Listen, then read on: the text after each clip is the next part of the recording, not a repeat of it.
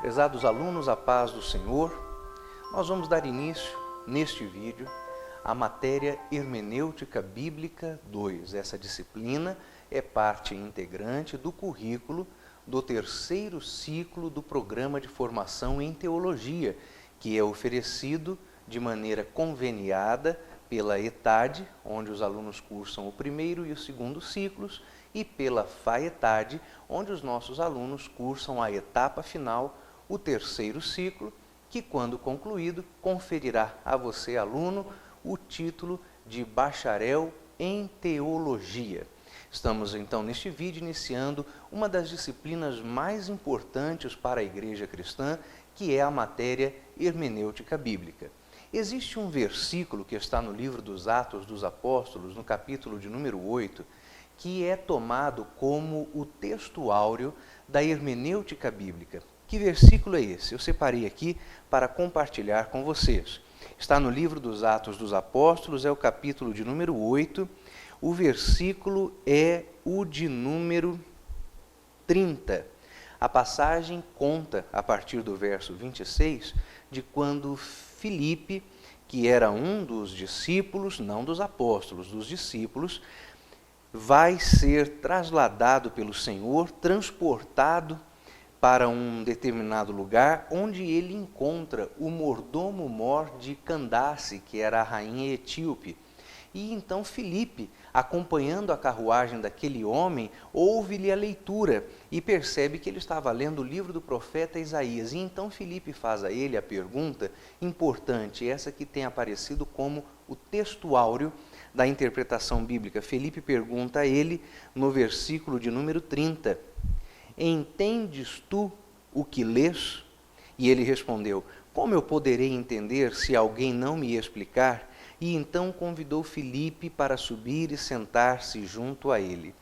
Nesse momento, Filipe faz aquilo que é a tarefa do exegeta. Ele interpreta a Bíblia. E nós, na matéria hermenêutica bíblica, vamos estudar as ferramentas de que se serve o exegeta. Porque para interpretar a Bíblia, para a prática da exegese, que é a interpretação, nós devemos recorrer a algumas ferramentas bastante importantes para que a interpretação bíblica seja correta, exata, para que aquilo que dissermos que a Bíblia diz, seja de fato as coisas que a Bíblia diz. Por isso existem regras importantes a serem seguidas por nós. Nesta matéria nós vamos ver algumas dessas regras, evidentemente que não todas, mas sendo um curso de bacharelado, vamos aprofundar-nos bastante em quais regras sejam estas e em como elas devem ser praticadas por nós. Para isso nós vamos acompanhar alguns conteúdos digitais que foram preparados especialmente para essa disciplina. A começar então, nós vamos estabelecer a necessidade da interpretação. E o porquê disso? Porque não é raro ouvir alguém dizer que interpretar a Bíblia é algo eventualmente desnecessário. Aliás, você já deve ter escutado não só quanto à interpretação, mas quanto a todo o conteúdo teológico, que estudar teologia é coisa desimportante, é coisa que esfria a alma, é coisa que deixa as igrejas empobrecidas espiritualmente. É claro que você já ouviu isso, mas é claro também que você não pensa assim, não concorda com isso, senão eu não estaria aí fazendo o curso de teologia que lhe exige tanto tempo, tanta dedicação ao trabalho do mestre. Logo, vamos ver qual é a necessidade da interpretação bíblica, porque ela é importante. Desde Cristo, nenhuma geração sofreu mais que a nossa os ataques de filosofias mundanas. Diariamente somos bombardeados com falsas doutrinas através das mídias que juntam esforços para negar as nossas crenças. Isso é o que você pode ver, identificar fora das igrejas. Você liga à televisão e ouve alguém dizendo coisas erradas a respeito de Deus. Você liga o rádio e escuta alguém dizendo coisas que não concernem quanto ao nosso Deus. Não faz muito tempo, eu estava escutando pela manhã, ao me dirigir para o trabalho, uma rádio de notícias em que o locutor, o âncora daquele rádio-jornal, estava dizendo do quanto ele não cria em Deus e por que ele não cria em Deus. Então ele defendia o seu ateísmo com muito afinco, com muita sanha, com muita gana. E ataques contra a fé cristã vêm de lugares assim, sobretudo nas mídias. Mas seria engano nosso, seria inocência nossa imaginar que esses ataques aparecem apenas de fora para dentro. Muito ao contrário disso, esses ataques também aparecem dentro do ambiente, no arcabouço das nossas igrejas, no arcabouço daquilo que seria chamado por você e por mim de fé cristã. Então, por isso também acrescentamos aqui que mesmo dentro da igreja há falsos mestres que têm engrandecido de modo eficaz a sua mensagem distorcida, usando inclusive os meios de comunicação em massa. É claro que você pode estar pensando aí no que diz respeito aos falsos mestres que hoje ocupam de maneira muito densa os canais de televisão, com os seus programas televisivos transmitidos para todo o país e até para fora do Brasil, falando coisas erradas sobre a fé cristã, pregando a doutrina da prosperidade, pregando que o Senhor Deus estaria à sua disposição para fazer cumprir a sua vontade, não a vontade de Deus. Mas esse tipo de ataque, embora atraia a muitos incautos e a muitos desavisados, muito certamente não atinge você, porque você tem uma base bíblica bastante sólida. Entretanto, existem outros ataques um pouco mais sutis, esses aí travestidos de intelectualidade, vestindo as roupas da academia, trajando e parecendo cultura, e acabam confundindo mesmo alguns crentes bastante bem preparados no que diz respeito à fé cristã.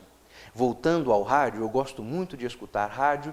Eu estava ouvindo certa vez uma entrevista de um professor chamado Rubem Alves, certamente você sabe quem é.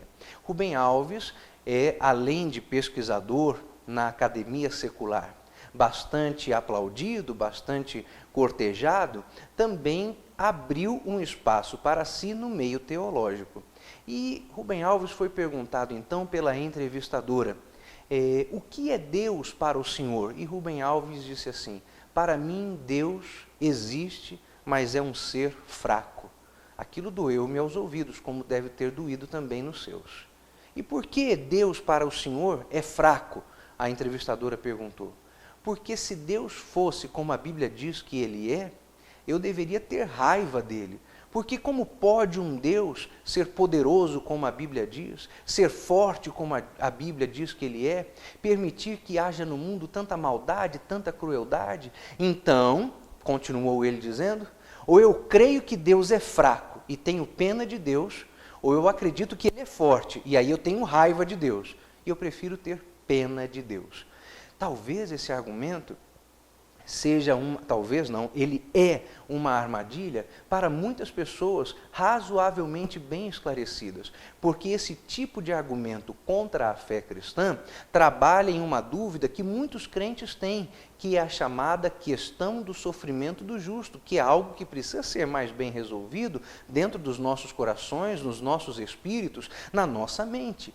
Então, por isso você percebe que os ataques à fé cristã estão sim, de fora para dentro, mas estão brotando dentro da própria igreja. E a maneira que a igreja tem para se defender desses ataques é fazendo correta interpretação bíblica. Não há outra maneira pela qual nós possamos vencer esses ataques. Interpretar é preciso, há uma necessidade para interpretar. Observe aqui nessa tela que nós temos Bíblias em diversos idiomas. Temos Bíblia em chinês, em japonês, em árabe, em hebraico, diversas línguas, porque a palavra de Deus está disponível em diversos idiomas. Seria muito bom se pudéssemos dizer que a Bíblia inteira está disponível em todas as línguas e dialetos que existem. Mas isso aí seria uma realidade muito boa, mas não é ainda algo realmente que já aconteceu. Entretanto, as Sagradas Escrituras estão disponíveis, sim, nos principais idiomas e nos dialetos mais falados. E aí você percebe, então, que as dificuldades para a interpretação da Bíblia vão se multiplicando, uma vez que temos que interpretar as Sagradas Escrituras, que foram compostas em um período histórico muito longo, levou 1 milênio e 600 anos, 1.600 anos, para que a Bíblia fosse completamente composta. E ela foi escrita, em sua maioria dos textos, por autores judeus, mas autores judeus de diversas épocas. Veja que eu disse em sua maioria, nem todos os autores eram judeus. Então nós temos aí judeus de diversos períodos e temos autores de outras culturas, escrevendo textos que hoje são lidos por nós, e foram lidos por pessoas antes de nós, e serão lidos por muitas gerações depois de nós, se Cristo tardar a voltar ainda. Pessoas de muitas culturas e de muitos tempos diferentes. É preciso, então, que haja uma interpretação correta daquilo que foi escrito há tanto tempo atrás, para que possa ser entendido por quem lê hoje e por quem lerá amanhã. Há uma necessidade de interpretar, porque a Bíblia é o livro mais popular do mundo, e nela é que está a mensagem da salvação. Suas verdades de origem divina são a única autoridade sobre aquilo que Deus é e o que Ele faz. A Bíblia fala da origem e prediz o estado final de todas as coisas. Só ela está credenciada a transformar vidas e culturas, e ela tem influenciado inclusive a literatura, como nenhum outro documento em qualquer tempo.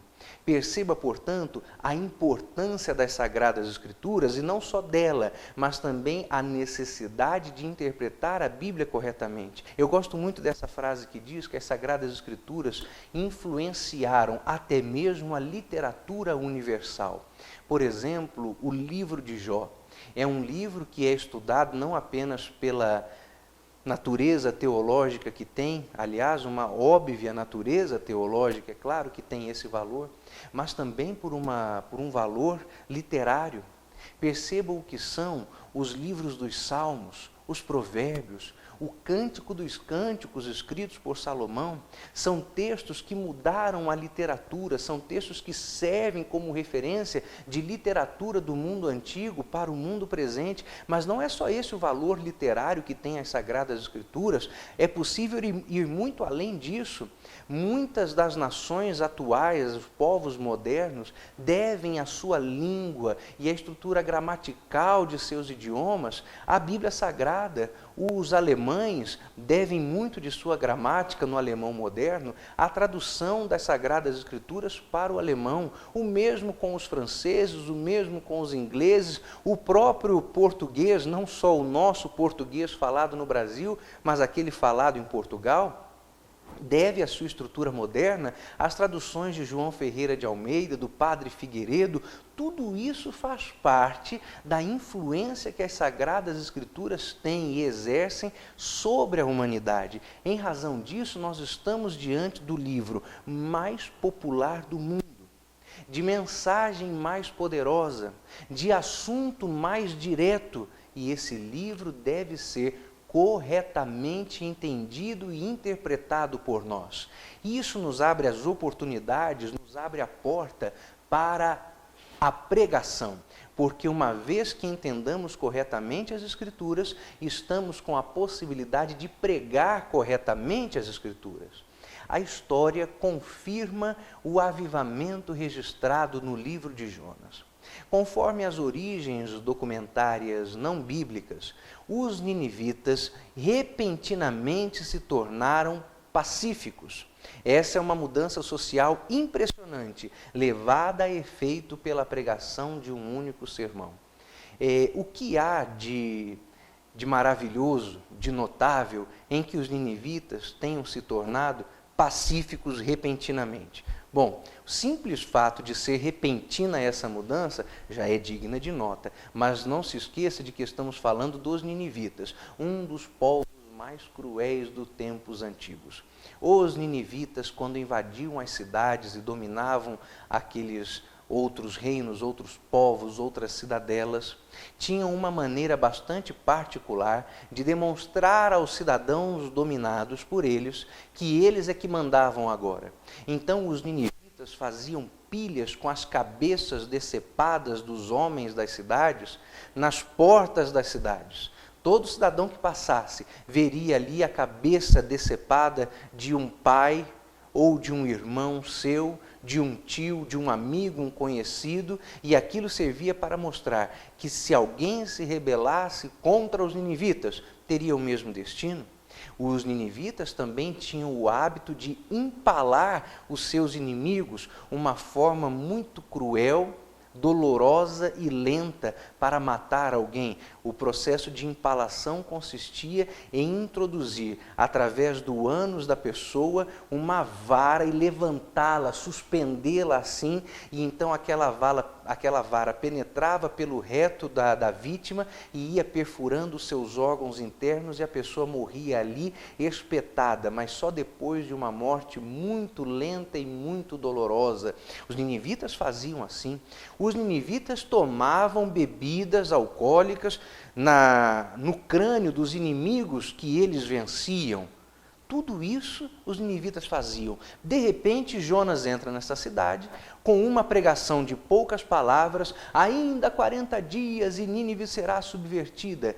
E os ninivitas se tornaram então um povo pacífico. Veja o poder que há na pregação, a partir da correta interpretação de um texto bíblico. Entretanto, a forma pacífica de vida dos ninivitas não se sustentou por muito tempo. Você sabe bem disso aí, porque registra a história que esses mesmos ninivitas que se tornaram pacíficos acharam difícil manter um compromisso com Deus, porque a história conta que aquela geração de paz foi seguida por uma geração de apostasia, porque não havia alguém que os ensinasse, não havia alguém que ensinasse aos filhos dos ninivitas, e então as gerações futuras se voltaram contra Deus e o povo escolhido, destruindo inclusive a aldeia em que o profeta Jonas havia morado, quando os ninivitas voltaram à violência e saquearam ao povo de Deus. Então, interpretar é preciso, pregar é preciso, e ensinar é preciso. Estas coisas, entretanto, só surgem efeitos quando são praticadas a partir do correto entendimento da palavra de Deus. Vamos acompanhar este vídeo e você verá como podem ser desastrosos os efeitos da palavra de Deus ensinada de maneira errada. Você vai ver agora uma história muito estranha. Ela envolve um homem que se diz pastor evangélico, a vizinha dele e o marido da vizinha. Acompanhe só. A casa no bairro de Vila Nova de Colares, na cidade de Serra Grande Vitória, virou o centro das atenções. É onde mora um pedreiro que também se diz pastor. A vizinhança desconfia. Que é esquisito, é? Eu nunca vi falar que existia que o pastor tem direito nessas coisas. Essas coisas significam casos extraconjugais. O pedreiro pastor é Justino, de 50 anos. E foi na Bíblia que o pastor viu que poderia ter outras mulheres. Gostaria que alguém provasse para mim, biblicamente, aonde foi proibido um homem ter mais de uma mulher. Pouca gente frequenta os cultos do pedreiro que se apresenta como pastor. Umas 12 pessoas nas contas dele mesmo. E foi na convivência com os fiéis que Justino se viu envolvido em mais um caso extraconjugal. Aconteceu depois que uma mulher que mora na vizinhança contou a ele uns sonhos que vinha tendo. Na casa dela, a música evangélica pode ser ouvida de longe. A igreja A mulher tem 4 filhos, é casada e prefere não aparecer. Disse que sonhou que teria filhos com um pastor. Uma revelação. Deus me levou a fazer isso. Não teve para onde eu correr. O marido também conversou com o pastor. Aceitou. Eu pensei comigo, se fosse a vontade de Deus, seria feito, né? Nós entramos em oração, pedindo a Deus misericórdia, porque seria uma das coisas mais difíceis da minha vida. O quê? E tomar essa decisão, pegar uma mulher que tem marido. O pastor também é casado. Como explicar? A Bíblia, Oséias, capítulo 3. Este profeta, um homem como nós, e diz assim, ó, Deus mandou tomar uma mulher e adulterar. O senhor está falando adulterar ou é a palavra adúltera? Receba essa mulher que foi adúltera. Não é assim? Não, aqui está dizendo aqui que vai outra vez, ama uma mulher amada de seu amigo e adultera. Posso dar uma olhada, professor? À vontade. Qual que é? Pedro 3. Aqui. Vai outra vez, ama uma mulher amada de seu amigo. Sim. E adúltera. Não é adúltera? Tem um acento aqui, pastor. Deixa eu ver. Não houve uma interpretação equivocada?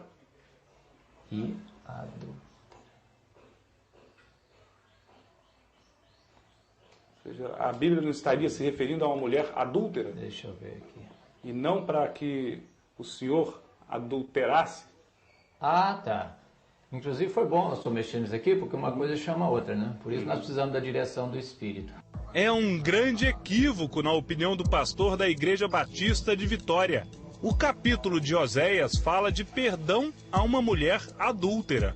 A Bíblia também é clara com relação às obrigações de um pastor. Um pastor ou um bispo deve ser irrepreensível e deve ser marido de uma só mulher. Então, isso é a palavra de Deus, é a Bíblia. A necessidade do povo, do nosso povo como um todo, conhecer a palavra para não ser enganada por qualquer pessoa que se levante com um livro preto na mão, ou com a Bíblia ou qualquer outro livro, levando as pessoas a errar. Percebeu como é desastrosa uma pregação que não é baseada na palavra de Deus, no correto entendimento sobre a palavra de Deus? É para isso que usamos a hermenêutica, é para isso que existe a prática exegética. Mas se vamos estudar hermenêutica, é preciso definirmos algumas coisas bastante importantes. Eu vou recorrer agora ao livro, o Manual de Estudos Autodidático que você tem para essa matéria. Aliás, um material riquíssimo, profundo mesmo. Você já deve ter visto logo na primeira página desse manual. Ele foi escrito pelo pastor Carl Gibbs, um missionário norte-americano que dedicou inclusive alguns anos de sua vida ao trabalho missionário aqui no Brasil, ajudando durante bastante tempo o Ministério Bernard Johnson, do qual a ETAD e a FAETAD fazem parte. E o pastor Carl Gibbs então escreveu este manual tão rico, tão importante para você. Se você avançar comigo até a página de número 22, você verá a partir daí a necessidade de que hajam regras para interpretar a Bíblia. Mas não devemos ir de maneira afoita a essas regras, porque não adianta nada ver as regras diante de nós e não saber exatamente qual é a aplicação dessas regras, a utilidade dessas regras, em que tipo de situação cada uma delas deve ser colocada. E vou mais além. Você precisa entender não somente o uso dessas regras, mas você deve ser capaz de definir essas regras, para não chamar a coisa certa pelo nome errado. Então, voltando pelo menos 2 páginas, nós vamos até a página de número 20, onde estão as definições de alguns termos muito importantes para nós no estudo hermenêutico. Vamos começar definindo o que é hermenêutica. A ciência hermenêutica ensina leis e métodos para a interpretação das Escrituras, mas estas leis não podem ser aplicadas de forma mecânica. Bom, o que é importante até esse momento, que a hermenêutica são as leis e os métodos. Hermenêutica é a regra. Você não está em uma matéria de exegese, você está em uma matéria de hermenêutica, você está aprendendo as regras. Evidentemente que nesta disciplina, após conhecidas as regras hermenêuticas, nós teremos a prática exegética. Mas antes da prática, as regras. E antes das regras, as definições. Então, hermenêutica são as regras. A palavra grega hermeneu é derivada do nome de Hermes, que era um deus da mitologia grega, mensageiro, responsável por entregar, e atenção, interpretar a mensagem divina aos mortais. É preciso não apenas pregar, mas interpretar o que se está pregando. Quando nós chegamos diante do púlpito, diante das salas de escola dominical, na hora de ministrar os estudos bíblicos, seja para que público, em que ocasião for, nós somos responsáveis para que as pessoas que nos ouvem nos possam entender. Você deve fazer inteligível a mensagem que você prega. E para isso, a eloquência é bem menos importante que a hermenêutica. Entre um pregador eloquente, mas que não se faça entender, e um que possa ser até mesmo gago, mas que eu entenda a mensagem, mesmo em sua gagueira, eu prefiro o gago, prefiro aquele que tem a língua presa, a boca dura, do que aquele que é verborrágico, mas não se faz compreender, porque prega inclusive aquilo que não conhece. Então, hermenêutica são as regras. Essa palavra, hermeneu, é usada 14 vezes no Novo Testamento, referindo-se aos vocábulos, aos termos, explicar e interpretar. Então, isso já nos diz que você, como hermeneuta, você, na prática da exegese, tem a obrigação de explicar e interpretar a mensagem. Na conversa que Cristo manteve com os discípulos a caminho de Emaús, Lucas conta que, começando por Moisés e por todos os profetas, explicava-lhes o que dele se achava em todas as Escrituras. Lucas capítulo 24, versículo 27. Jesus explicava, hermeneu. Jesus esclarecia, hermeneu. É o que nós devemos fazer. E vamos entender também que dentro da hermenêutica nós temos aquilo que se chama de a hermenêutica geral e a hermenêutica especial. São dois tipos dela para a interpretação de textos bíblicos. Geral, que se refere às regras que se aplicam a toda a literatura.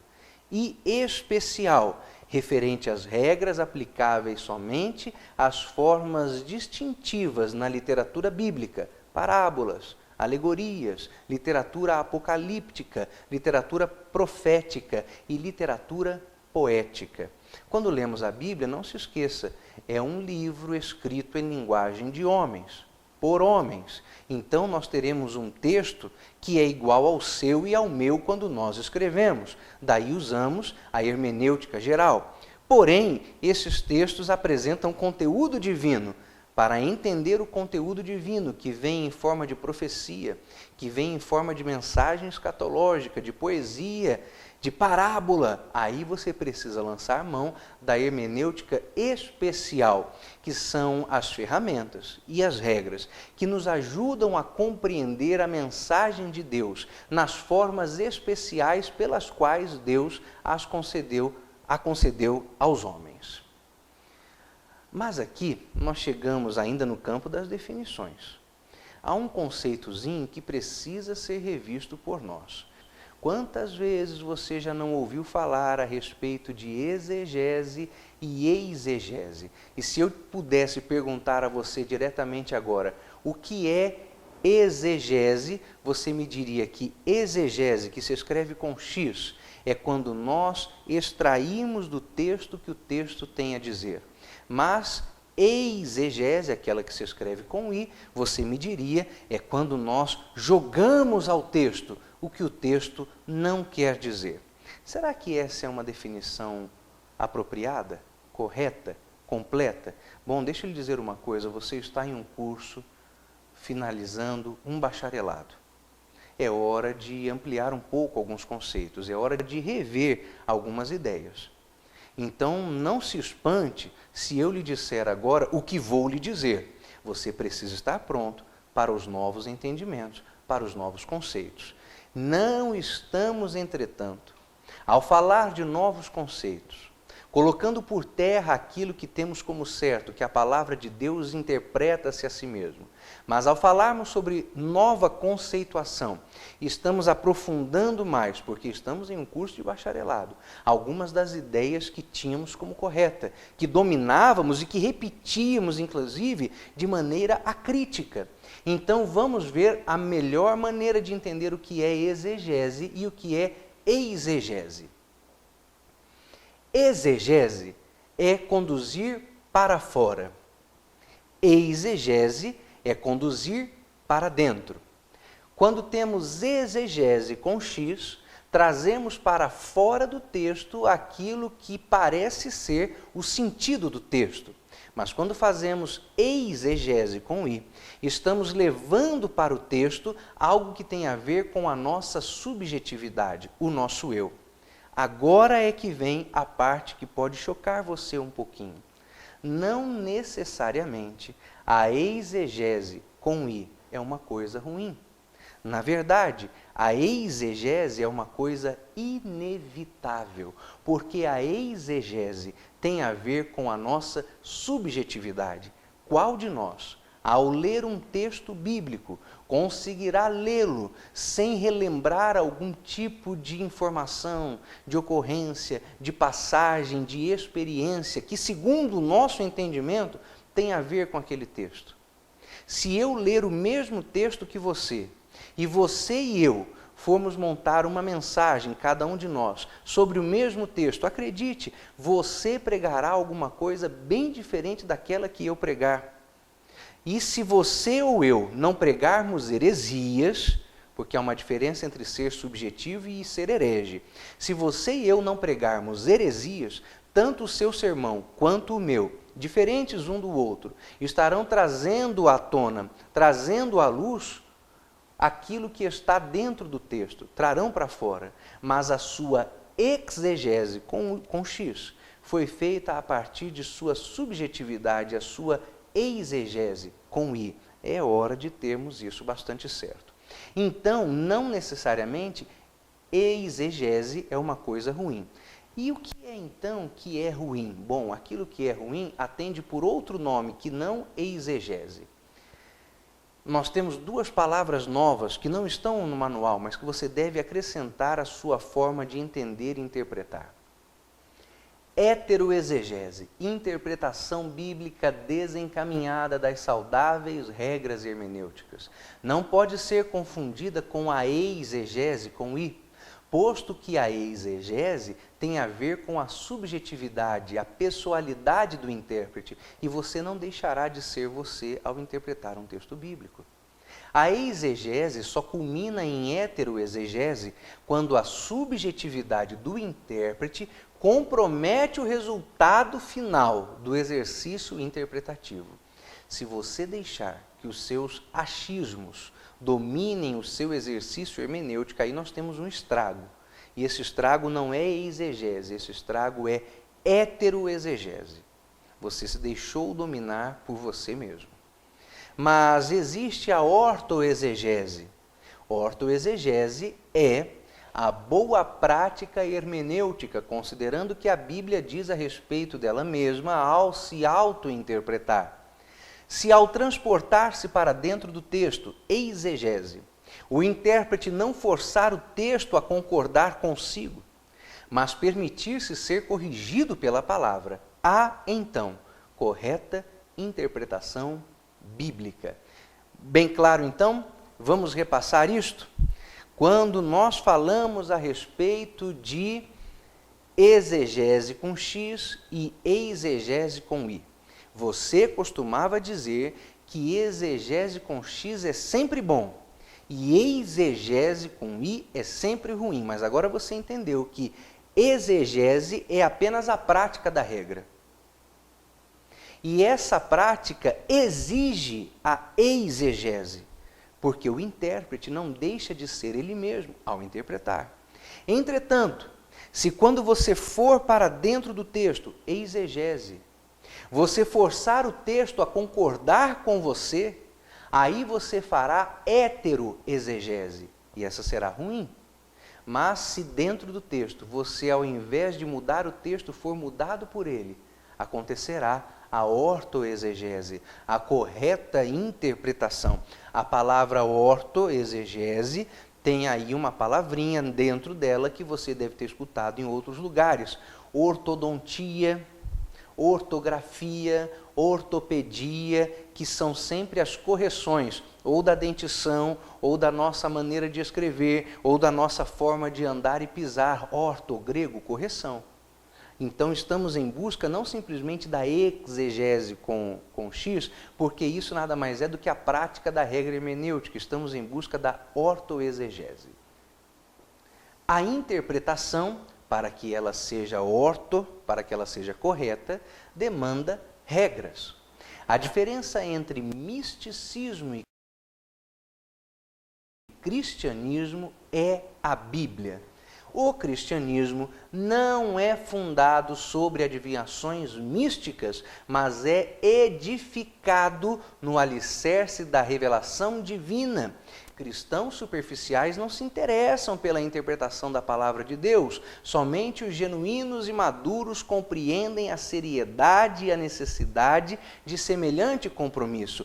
É preciso regra, e se há regras é preciso preparo, e se há preparo é porque você não pode fazer de qualquer maneira. Eu me lembro bem de um colega que tínhamos num seminário, e é uma história que eu gosto sempre de repetir quando falo a respeito desse assunto, que foi chamado para fazer a pregação de um dos cultos devocionais dos alunos. E todos éramos notificados disso com alguma antecedência. E quando chegou a vez desse colega, ele já sabia de antemão que tal dia ia falar na capela, no culto dos alunos, mas nós não o vimos preparar-se. Ele não abria a Bíblia, não fazia anotações, não estava lendo, não estava buscando de Deus alguma coisa, e todas as vezes que perguntávamos, você não vai se preparar para a pregação?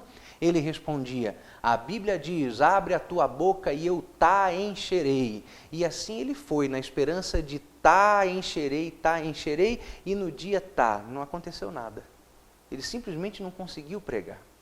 Inclusive, ele estava confiado numa palavra que ele não entendia corretamente, porque se você ler o texto, cuja frase ele citava fora de contexto, é um texto que diz assim, Jesus ensinando aos discípulos que quando eles estivessem diante dos homens com a obrigação de defender a sua fé no Filho de Deus, que eles não se preocupassem com aquilo que deveriam dizer, mas que abrindo a boca o Espírito a encheria. Então nós estamos diante de um texto que diz o seguinte, no momento de perseguição, talvez você não tenha a sua Bíblia para abrir e fazer uma peça apologética. Talvez você não disponha de nenhum livro para uma consulta rápida, mas mesmo assim você deve ter a certeza de que quando for chamado de maneira intempestiva diante dos homens para defender a sua fé, o Espírito encherá a sua boca com a palavra correta. Mas se você for para o púlpito, sabendo que ia pregar, sem se preparar, a sua boca não será enchida. Caminhando um pouquinho mais, por que Deus nos deu a Bíblia? Para revelar a sua vontade. A inspiração é o milagre através do qual Deus registra e explica seus atos e revela o seu caráter. É o processo mediante o qual os pensamentos de Deus foram dispostos a nós, aos quais também falamos não com palavras de sabedoria humana, mas as palavras que o Espírito Santo ensina, comparando coisas espirituais com coisas espirituais. É preciso estudar hermenêutica? Sim. E por quê? Porque não há estultícia, teologia ou iniquidade que desonrem a Deus, em favor da qual um capítulo ou versículo da Bíblia não possa ser citado por uma inteligência escravizada. Esse texto e esse autor estão identificados no seu livro no seu manual de estudos, logo na lição de número 1. Então, por que devemos estudar as Escrituras? Por que interpretar? Porque a Bíblia foi dada por Deus.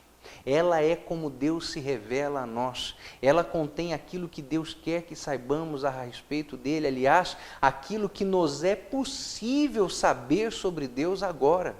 Entretanto, não só por isso, mas porque há mentes escravizadas que criam suas mentiras, as suas heresias, e as fundamentam na própria Sagrada Escritura.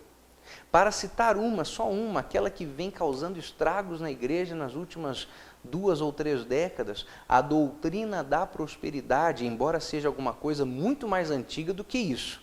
A doutrina da prosperidade tem pelo menos 100 anos na sua forma moderna, mas aqui no Brasil o seu estrago maior é de 30, 35 anos para cá. Todas as mentiras da doutrina da prosperidade são confirmadas pelos seus pregadores a partir de textos bíblicos. Mas você só tem condição de identificar a mentira, identificar o erro do uso e da citação dos textos bíblicos se você for um intérprete bíblico. Se você for um pouco mais além, ao invés de falarmos a respeito só de doutrina da prosperidade, mas mencionarmos aí as mentiras que contam, por exemplo, as heresias, os movimentos hereges como as testemunhas de Jeová, alguns dos erros tão grosseiros que os irmãos adventistas cometem, a confusão que se faz entre predestinação e entre arminianismo, tudo isso aí é fundamentado, tanto para um lado quanto para o outro, por versículos bíblicos. É por isso, por exemplo, que calvinistas e arminianistas estão sempre à disposição para um bom debate, porque tanto um quanto o outro encontram versículos que apoiam as suas ideias, pelo menos aparentemente. O que nenhum e nem outro entenderam ainda é que estamos falando de Deus, do grande Deus, o eterno Senhor, aquele que é indizivelmente maior do que as nossas capacidades e que não poderia ser colocado dentro de um cadinho estreito de uma definição teológica. Então, é por isso que devemos entender e interpretar corretamente as Escrituras, porque as mentiras espirituais estão sendo defendidas com versículos bíblicos. Mas como pode? Será que a Bíblia se presta a um engano como esse? Claro que não. Mas quem fizer uso de textos fora de seu contexto conseguirá montar uma boa heresia. Sem a aplicação sistemática das regras hermenêuticas, não há limite ao número de heresias que se podem ensinar com base na Bíblia Sagrada. Mas se há regras, onde estão essas regras?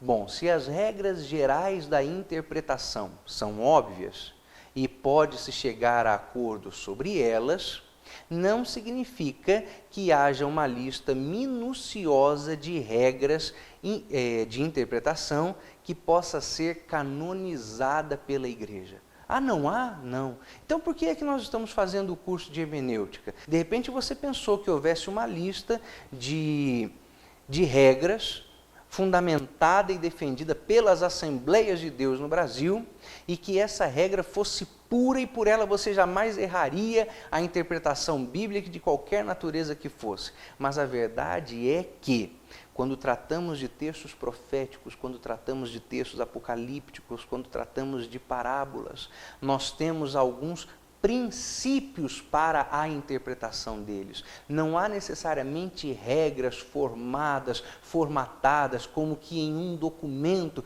que sirva de base para nós.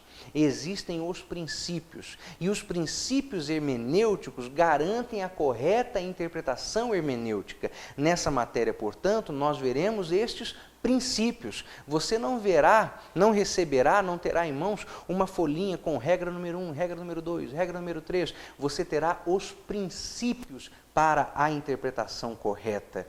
E é importante salientar uma coisa, essa frase aqui: não significa que haja uma lista minuciosa de regras que possa ser canonizada pela igreja.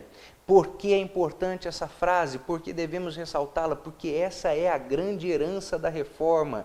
Cada crente é um intérprete da Bíblia Sagrada. Você tem o direito de abrir a sua Bíblia, ler e buscar o resultado de entendimento sobre o texto que você está apreciando. Você deve sim sempre ser orientado, acima de tudo, pelo seu pastor, pelo anjo da igreja em que você congrega, mas nem ele tem poder para dizer o que a Bíblia diz ou o que a Bíblia não diz, porque quem diz aquilo que está escrito ou não está escrito na Bíblia não é ninguém senão a própria Bíblia. A Bíblia explica a Bíblia interpreta a Bíblia, e igreja nenhuma tem o direito de mudar aquilo que a Bíblia diz. Então seja como crente em Bereia, abra a sua Bíblia e verifique pela própria Bíblia se aquilo que está sendo dito como palavra de Deus, de fato, foi dito pelo Deus da palavra. As regras, se o Espírito transmitiu a palavra em linguagem humana, mas mesmo assim protegeu-a dos erros dos homens, não significa que a obra do Espírito Santo na iluminação é confirmada por regras feitas pelos homens. Vamos entender isso aqui? Quem nos deu a Bíblia? Foi Deus. Quem inspirou a Bíblia? Foi Deus. Quem revelou a Bíblia? Foi Deus. Mas Deus escreveu a Bíblia de próprio punho? Não. Deus revelou a Bíblia a quem? Aos homens. E aí nós temos aproximadamente 40 autores que compuseram a palavra de Deus mediante a revelação do Espírito. O fato de os homens terem sido usados por Deus para escrever esse texto não faz dos homens intérpretes excelentes das Sagradas Escrituras só porque foram eles os seus escritores. Seria um erro, seria um engano da nossa parte supor que só porque alguém pôde registrar o que Deus revelava, esta pessoa detém o poder sobre o ensinamento daquilo que Deus revelou. O apóstolo Paulo alertou quanto a isso, quando ele próprio disse assim: e se um anjo de luz descido do céu, ou também ele mesmo, Paulo, viesse a dizer alguma coisa contrária a esta palavra, que o tal elemento, que o tal ser fosse anátema, fosse maldito.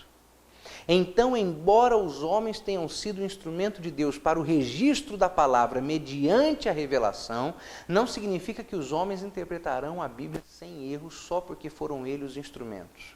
Então, quem dá a regra é quem dá a palavra. A regra para a interpretação vem do Espírito Santo. Na lição de número 2, nós vamos falar exatamente sobre isso, a pessoa do intérprete bíblico e a dependência que ele precisa ter do Espírito Santo. Agora, observe bem essa frase aqui. Não significa que a obra do Espírito Santo, na iluminação e inspiração, é confirmada pelas regras dos homens. Não, porque a palavra de Deus, e nós devemos depender de Deus para interpretar a palavra. Você não pode simplesmente dizer da Bíblia o que você acha. Você precisa ter aquilo que você conclui confirmado pelo Espírito Santo, porque a palavra é dele, não é nossa. Então não procure por uma lista de regras canonizadas, porque isso normalmente gera heresias. Não confie simplesmente naquilo que você ouviu algum pastor famoso da televisão dizer. Confie na palavra, e o Espírito é que testifica estas coisas com o nosso espírito. É assim que nós interpretamos a Bíblia. Se a Bíblia é incomparável na sua origem, no seu propósito e veracidade, mas é humana quanto ao meio de comunicação, não significa que a Bíblia não é diferente dos outros livros, ou que meramente é apenas mais um livro antigo a ser interpretado. Só porque homens registraram a Bíblia não significa que a Bíblia é um livro qualquer. Porque a Bíblia tem 40 escritores, mas autor ela só tem um, que é Deus. Então, quem melhor pode explicar o sentido de sua obra senão o autor? E o autor da Bíblia é o Senhor. Devemos depender do Espírito Santo, portanto, para interpretar as Sagradas Escrituras. Eu não quero frustrar você e sei que você não será frustrado por essa disciplina. Mas eu preciso ser-lhe honesto. Se você chegou a essa matéria imaginando que teria aqui uma espécie de caixa de ferramentas que você abriria, da qual você retiraria o parafuso espiritual, uma chave de boca espiritual para extrair o que a Bíblia quer dizer, isso você não vai ter. Mas se você chegou a essa matéria querendo saber como o Espírito te ensina a interpretar, isso você terá. Porque nós vamos trabalhar durante essa disciplina na companhia do Espírito Santo. A palavra é dele, foi dada por ele, revelada por ele. Quem nos ensina o que a Bíblia quer dizer é o próprio autor. E vamos depender dele para isso. E até a aula de número 2, se Deus assim nos permitir.